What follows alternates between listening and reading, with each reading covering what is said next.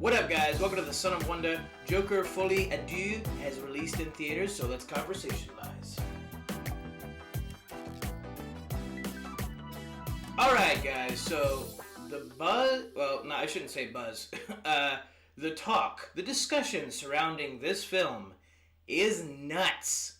I would say the majority of people are absolutely despising it, and then there are some people who like it a little bit better than others. Quick aside, in my back from theater reaction, I'm pretty sure I pronounced the name wrong completely. I said Joker Folie Adieu, and it's Folie Adieu. I'm not French. Hem. M. Deux. Deux. Gueux. Anyway, this movie, of all of the movies I've seen this year, I think fascinates me the most. And this will be a spoiler review, quick warning, so if you have, and I mean this, like if you have any interest in seeing this film before the spoilers come, go see it, because major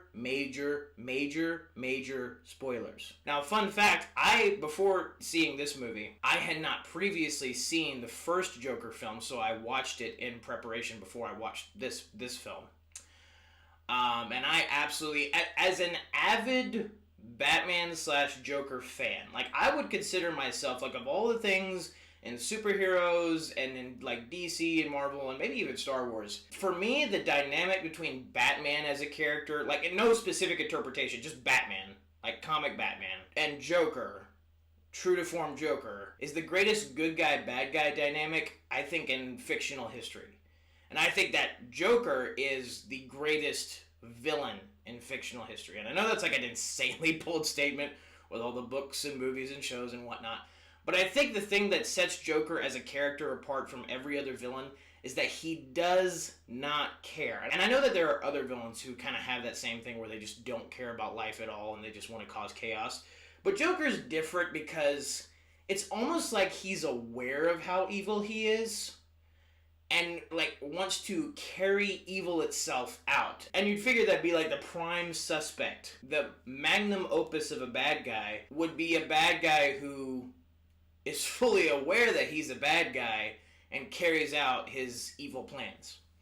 So, again, and Joker's, like, you know, the maniacal nature, all of that, I think he is the best fictional villain of all time. So I would have a lot to say when I'm watching anything that portrays the Joker or Batman, anything that, like, kind of tries to give its own spin on it. And I think that first Joker movie was absolutely amazing when I watched it. I thought that it stayed true to the spirit of the character. I thought Joaquin Phoenix, like, gave probably one of the best portrayals of the Joker I've ever seen because of, like, his strangely methodical but disturbed mind is exactly what the Joker is supposed to have. So, again, like, Joaquin Phoenix totally deserved the Oscar that he received for that first movie. Absolutely brilliant job. Then you get to this movie.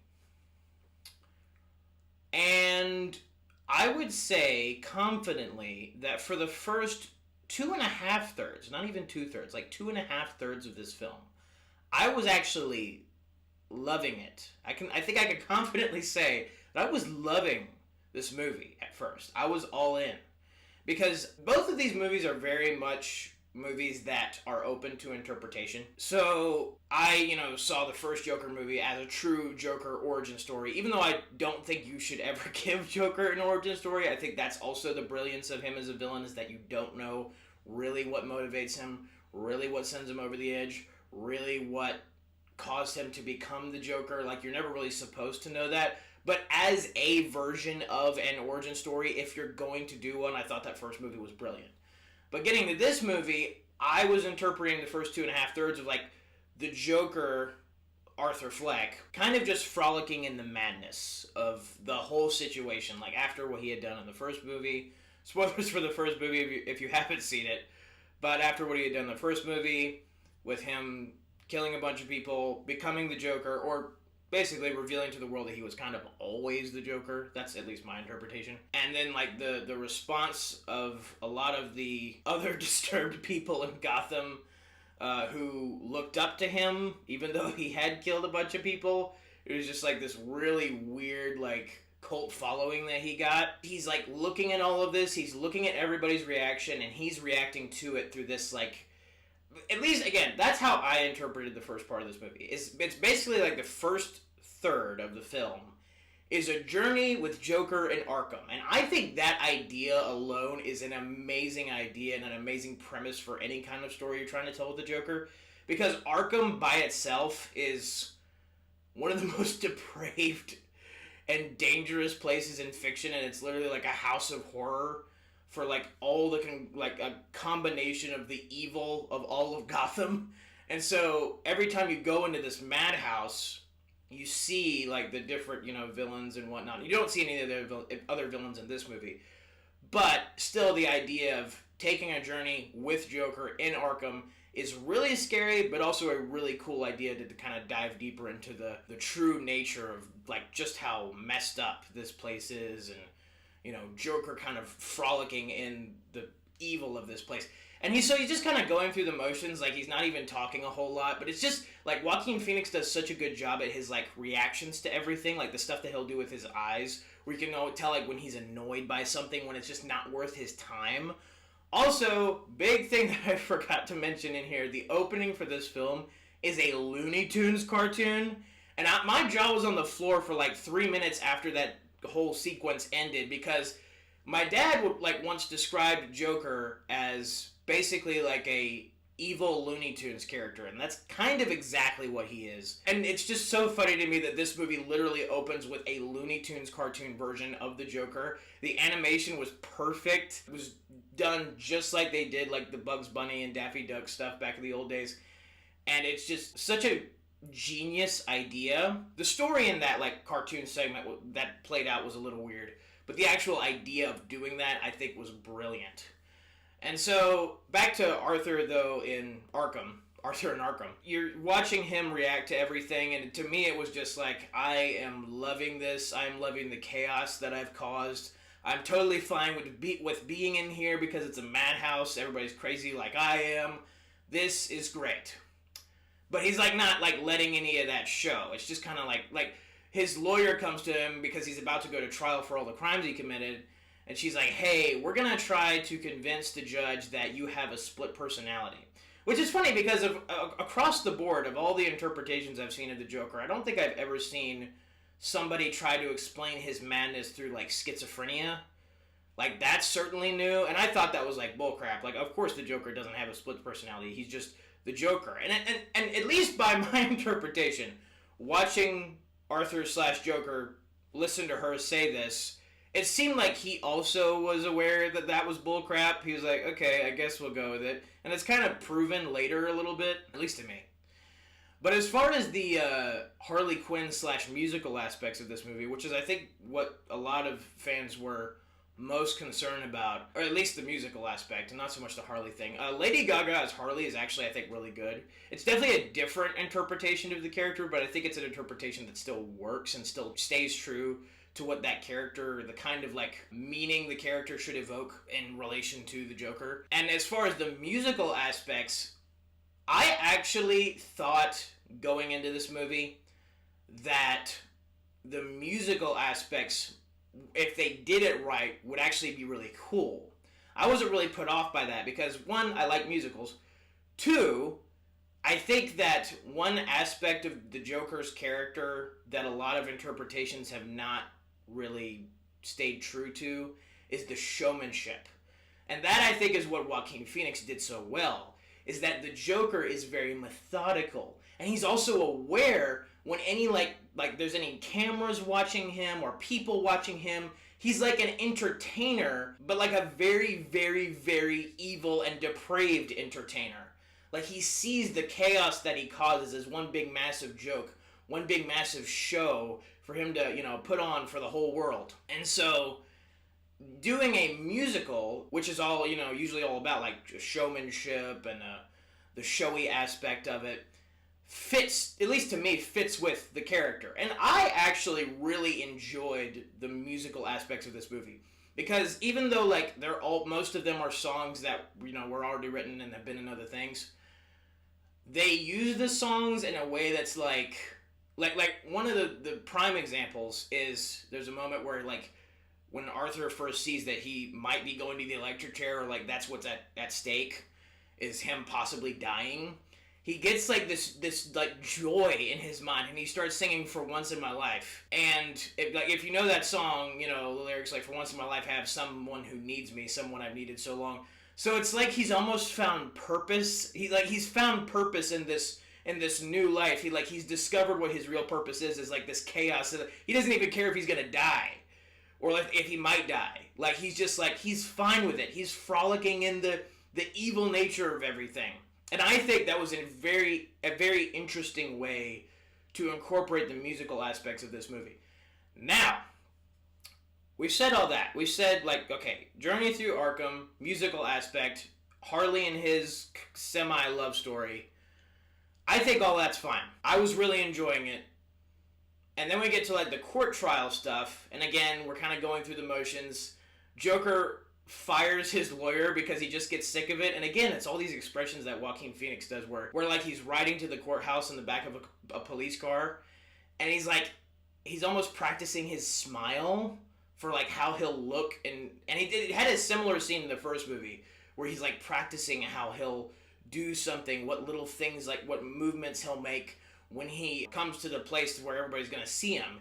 Like he's always aware of the attention surrounding him. And so there's a moment where you hear like a helicopter sound and he like looks out the window and just smiles. Like again, it's just the entire nature of what is going on around him like fascinates him. And again, like walking through this journey, I thought, hey, they're staying true to the character. He's like creepy as all get out. He's embracing all the chaos around him. Like this is great. Then we're going through the courtroom stuff. He fires his lawyer. He decides to represent himself.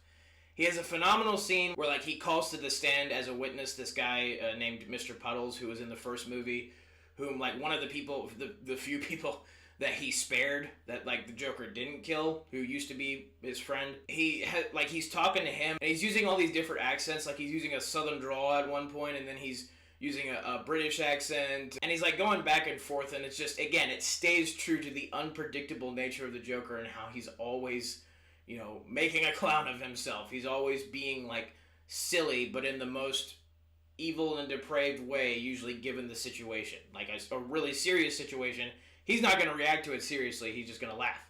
That's staying true to the Joker. But then, he goes back to Arkham. The guards there are, like, severely abusive toward him.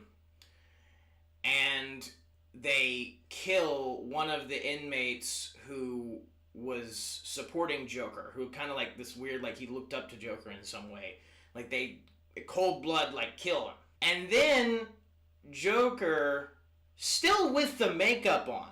He's not wearing his suit, but he still's got the makeup on. In front of the whole court the next day is like in his like closing statement for his defense. I'm not the Joker.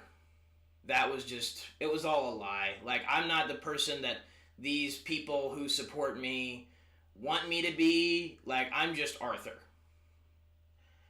And I have heard nobody else say this in their respective reviews. I've not heard this interpretation of this scene anywhere else. But while I was watching it, I thought it was a joke. I thought it was a ruse. Because it's just like Joker to make himself look sad and sympathetic and like a victim when he knows that cameras are on him. Because you'll notice, and I want to say this is true even to the first movie, every time he makes the accusation that, oh, society did this to me, I'm a product of this society, society treated me terribly, most of the time when he says that, somebody's watching him, like there are cameras on him, multiple people are watching. And many of the Batman cartoons that I've seen with the Joker, he will, like, even sometimes the Batman, he'll, like, say something as if it's, like, an excuse. Like, oh, this is why I'm evil. Oh, this person did this bad thing to me. But he never really means it. That's what I thought this was. Because there's this moment before he says all that where he just looks. He stares into, like, the soul of the camera. And then he gives his closing statement. And to me, it didn't sound genuine. And even, like, in response to that, Harley, who is at the courthouse, leaves because she's, like, fascinated with the Joker. She's a fan of the Joker. She, like, checked herself into Arkham just to interact with the Joker. She leaves because he renounces his, like, Joker title. And he sees that, and even then, like, a smile starts to form on his face, and I don't know if that's just, like, his condition that he has where he has this uncontrollable laughing reaction to things that even if they aren't, like, funny, as shown in the first movie. But it was just, again, there was just this whole thing about it that, to me, felt like, this feels like another Joker scheme. Then, the next court date, whatever, a bomb goes off. And then Joker takes that opportunity to run out of the courthouse. There's some supporters of his outside who still, believe in him, quote unquote, and try to get him out, like, get him in this car and get him away from the cops. And then, like, Joker kind of doesn't really know what to do, and so he gets out of the car. It's kind of hard to interpret what Joker's thought process is in this moment. But he gets out of the car, and he's running, and then he goes to see Harley, and he has this moment where he's like, "It's all right, Harley, we can be together. Like, I'm still the same," he says, quote, "I'm still the same guy who killed Murray Franklin," the guy he killed in the last movie, on national television. And that guy was the Joker. Like, you can't say, "I'm not the Joker," and then basically say afterward, "Oh, by the way, I'm still the Joker." Because it wasn't like, again, it's like the idea of saying that Arthur Fleck and the Joker are two different people. Like, the whole point of the first movie is saying, like, he's not Arthur Fleck. He was never Arthur Fleck. There is no Arthur Fleck. He's the Joker, and he's always been the Joker. At least, like, to me, that was the point of the first film. And then, so you have this scene, and Harley's like, "No, you're not the Joker. I reject you," and she leaves. And so that alone is kind of confusing, where it's like, okay, is he admitting to her that it was kind of a lie that he is the Joker? Or is he just trying to give this really dumb, like, "Oh, it's alright, I'm still the same guy," per se, like very vague or something like that. But she leaves, and then the cops come and bring him back to Arkham.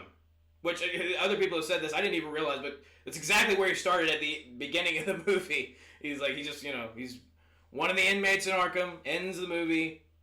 Well, we'll get to the actual ending, but he's one of the inmates in Arkham, gets taken back, and one of the guards says, "Hey, you have a visitor." And so he walks in the hallway, and the guard, like, doesn't wait up for him. Like, he says, like, "Come on, Arthur," and then he walks around the corner, and he never comes back. So it's really weird that the guard wouldn't be like, "Hey, where's Arthur? I should probably go check." I don't know. Other people have suggested that maybe the guard was in on what happens next. Like, he knew something bad was gonna happen to Arthur, and he's, like, it's paid off or something. I don't know. And we never find out who the visitor is. It's weird. I was thinking it was gonna be Harley, and then they never tell you. But then this younger inmate comes to Arthur, and he says, "Hey, can I tell you a joke?" And Arthur's like, "Okay, yeah, sure, whatever. If it's quick." And then he tells him the joke, and the punchline is, "You get what you freaking deserve," which is the same thing Joker said to Murray Franklin when he killed him in the last movie. And he stabs Arthur multiple times. Boy, that escalated quickly. I figured, like before I had even seen the movie, I was not hearing great buzz about it, and I kept hearing that, like, the ending was baffling. Like, just, like, shocking, and it was just, like, it ruined the movie. And so I was thinking, like, the whole time, like, what could they have possibly done in a Joker movie like this that would be that crazy? And then the thought that kept coming in my mind was, oh, they'd kill him. They'd, like, do the unthinkable, and, like, and what you think is a Joker origin, the Joker dies, and he never even gets to fight Batman. And in a way, that's still kind of what happens, but there's a catch, there's a twist.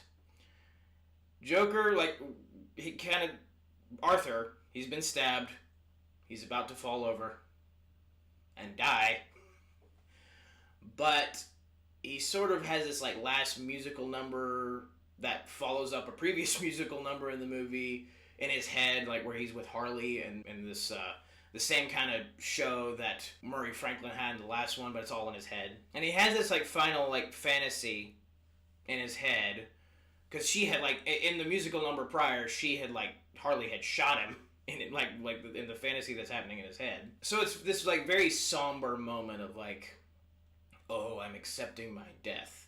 He's not even laughing. I felt like that was kind of a missed opportunity. Like, for a guy who, like, laughed at literally every situation, to have him not laugh in his own death is, like, a very strange and I think wrong choice. I think that was definitely a missed opportunity. But he falls on the ground.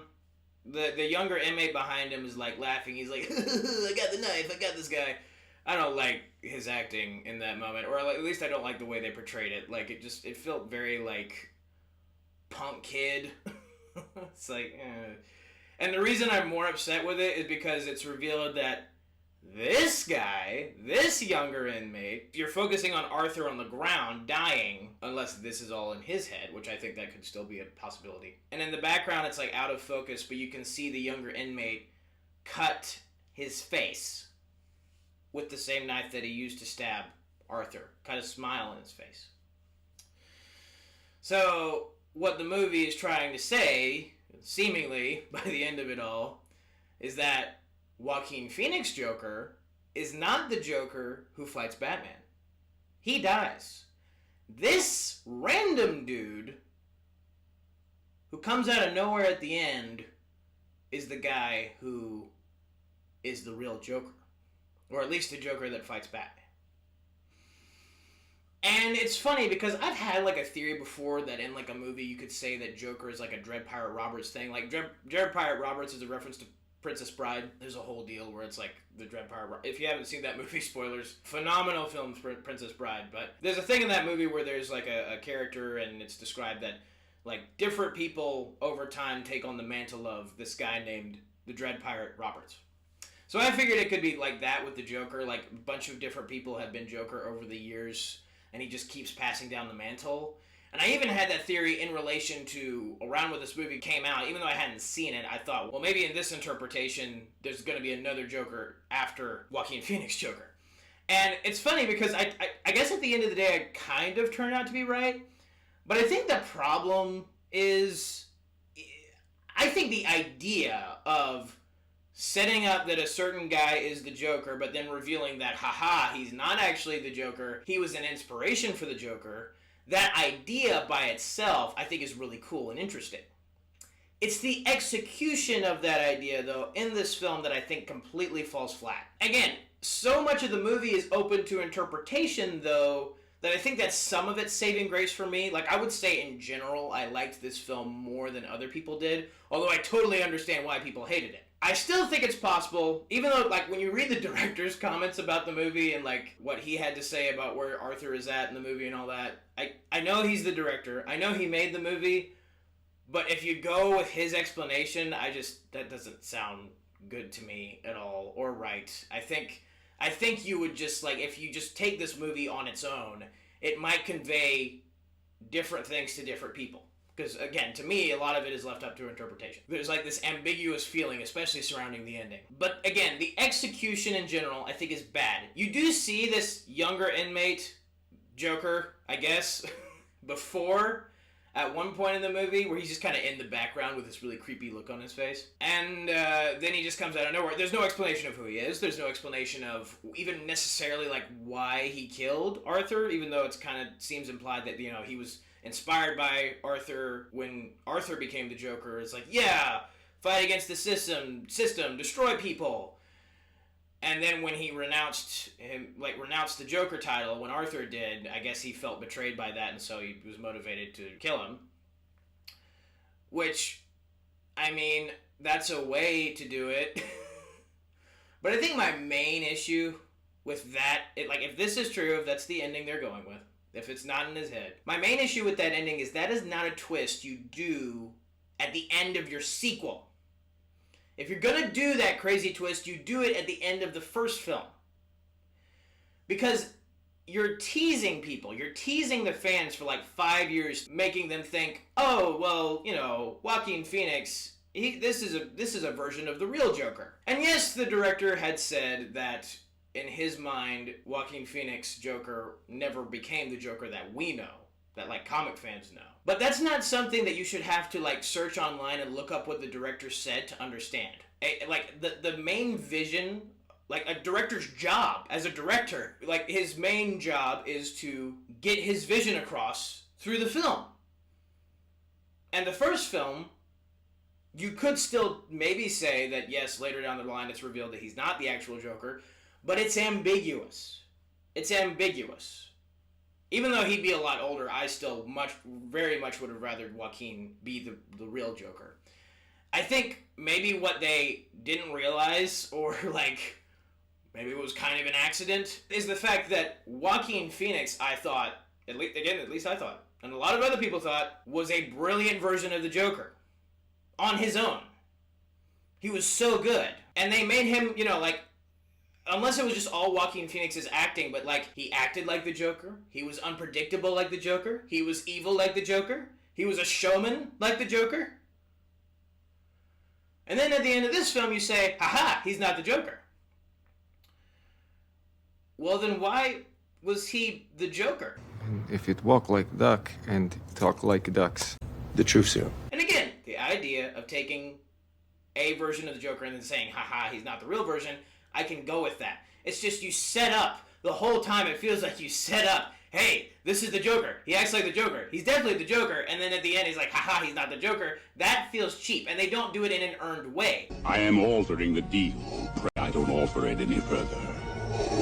Seeing this random guy at the beginning of this movie, or near the beginning of this movie, and then him coming back to kill him at the end is not like an earned way of saying, haha, this was always the plan. Like, no. No, you can't just do that. Like, there are two blatant plot devices at the end of this movie to get Arthur to where he needs to be in this given situation. The first one is the explosion at the courthouse. You never find out who planted the bomb. Apparently it was a car bomb, but you never find out who did it. You just know that there was an explosion at the courthouse, and then he leaves and then goes to have that last conversation with Harley. That is a plot device. That was not clever. That was just a very forced thing that happened to get Arthur to where they wanted to go in the story. And then, at the end, the unknown, like the secret visitor, we never find out who the visitor is. That's not clever or mysterious. Again, that's just a plot device to get him into the hallway and then have this moment where this other guy comes and kills him. That is not clever. Those are just two things that they shoved in the story to get Arthur to the place they wanted him to be. And that's very frustrating. Because again, I was in for like 2.5 thirds of the film. Because he was acting, at least by my interpretation, he was acting like the Joker. He still had that like methodical, nihilistic aspect about him. Even though in the process of the film, I don't think he ever actually does anything that's like blatantly like I don't think he kills anybody in this whole movie. And I don't think he does anything that's even like considered a criminal act other than trying to escape custody a couple times. And that part is a little weird because it's like, you guys, and there are multiple moments in the movie where you'd figure if this was like the real Joker, he would definitely destroy the people who are hurting him or talking badly about him or whatever. And maybe in that aspect, he's like, that's not a Joker thing to do. Maybe there are like aspects in this movie where you'll see like, well, maybe that's not, like, he's not the real Joker because of this, or this. The go-to is, well, he renounced himself as the Joker, so he can't be the Joker.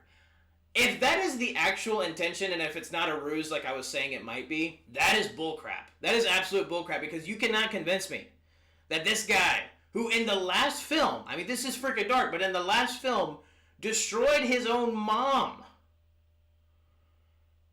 And, like, talked through her destruction when he did it. Like, was talking and was, like, had this very casual attitude. Like, that's not a guy who later is like, I'm sorry, guys. I killed those 6 people.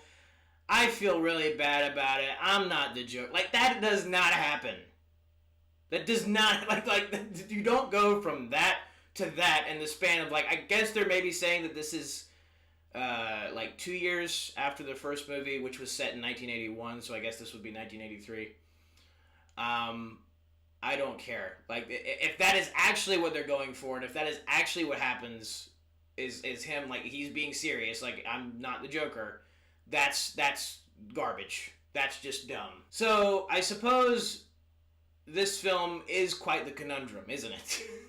There are 2 ways you could go about it. Way 1, if you accept the fact that, hey, maybe this was a ruse, and that he wasn't being serious, then he is still the Joker, but then he dies. And so that's ruined. If he's telling the truth, and he renounces his title of the Joker, then that basically ruins the entire first film, because it makes all of that feel pointless, because we weren't ever even following the character that we thought we were following. Between us now sits a wall. And again, as a director, you cannot expect your audience to intuit everything about the films that you've made when you've left so many things up in the air and ambiguous, and when it's about a character who's, like, literally so much of the crap that happens is in his head. But it's an illusion. For within every wall awaits a window. Oh wait, it's a door. So I by no means think that this is a perfect film. Like, I really can't call it good.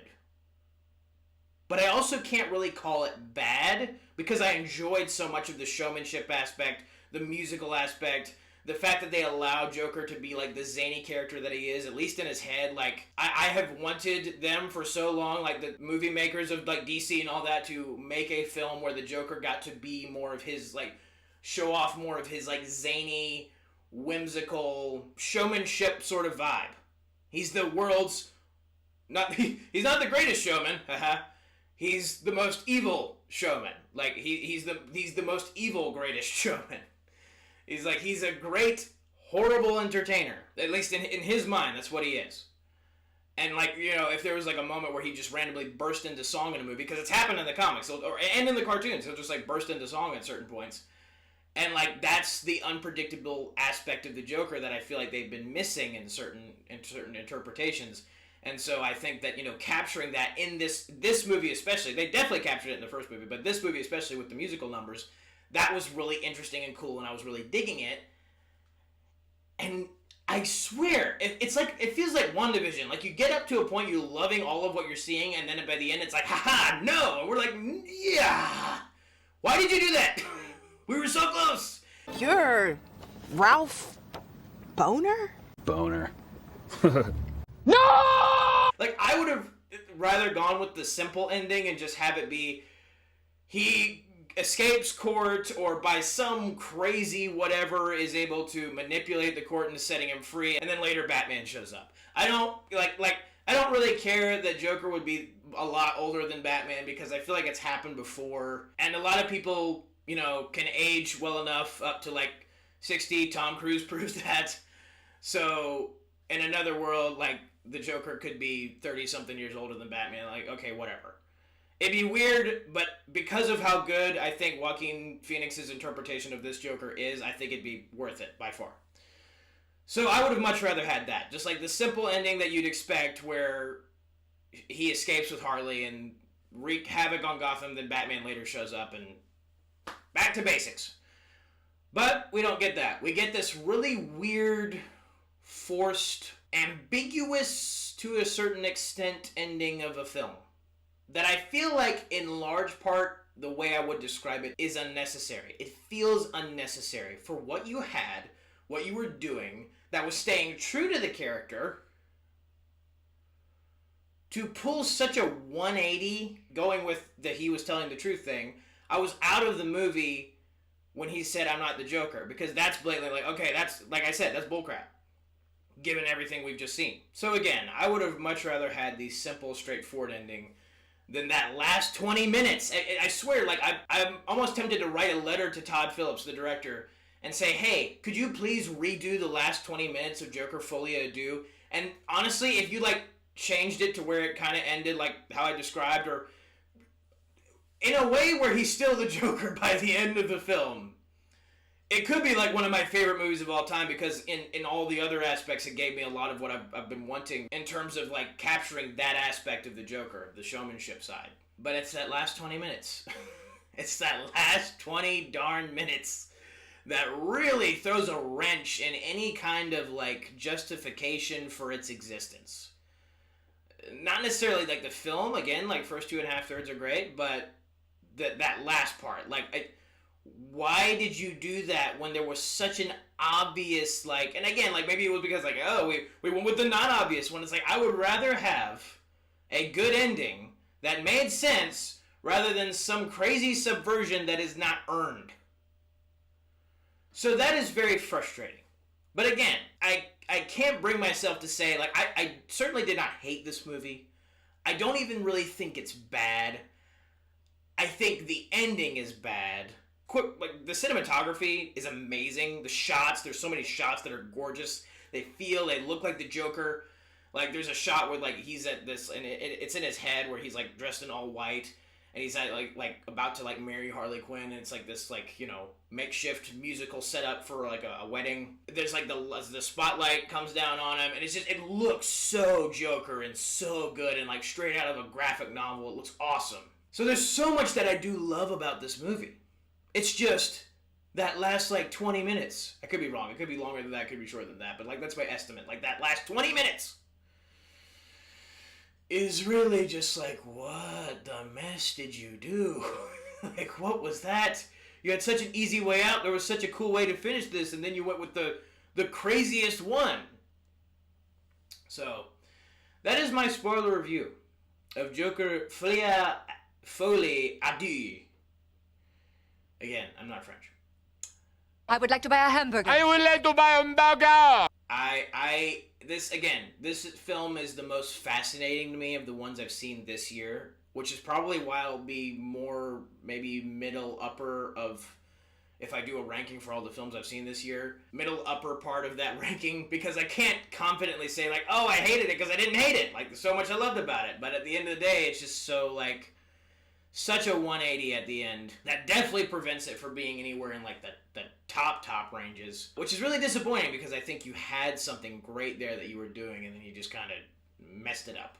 But it doesn't really deter my enjoyment of the first movie. I still think that first movie is phenomenal and a really cool interpretation of the Joker. And there's, you know, I could watch this movie again because it is so, like, so much of it is so good and, like, nuts and all that. But I still don't really like that ending. So, let me know what you guys thought about it down in the comments below. Thank you so much for watching. Have a very blessed day. May the Lord be with you. May the Force be with you. Goodbye. And that's a wrap. My ears.